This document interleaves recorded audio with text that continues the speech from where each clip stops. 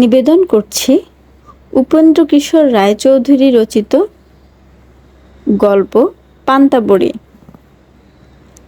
এক যে ছিল পান্তা বুড়ি। সে পান্তা ভাত খেতে বড্ড ভালোবাসতো। এক চোর এসে রোজ পান্তা বুড়ির পান্তা ভাত খেয়ে যায়। তাই বুড়ি লাঠি ভর দিয়ে রাজার কাছে চলল নালিশ করতে। পান্তা বুড়ি পুকুর ধার দিয়ে যাচ্ছিল। একটা শিং মাছ তাকে দেখে বললে, পান্তা বুড়ি, পান্তা বুড়ি, কোথায় যাচ্ছ?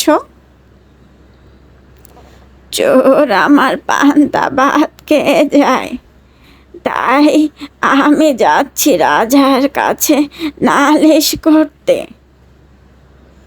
ফিরে যাবার সময় আমার সঙ্গে নিও, তোমার ভালো হবে। আচ্ছা।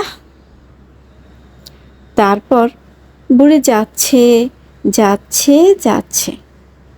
একটা বেল গাছের তলার নিচে একটা বেল মাটিতে পড়েছিল।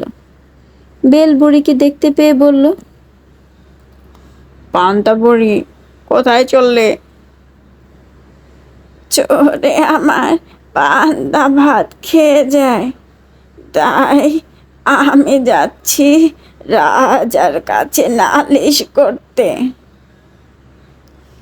ফিরে যাবার সময় আমায় সঙ্গে নিও, তোমার ভালো হবে। আচ্ছা। তারপর বুড়ি রাজপ্রাসাদে গিয়ে দেখে রাজামশাই তো প্রাসাদে নেই। মনের দুঃখে সে আবার বাড়ির পথে রওনা দিল।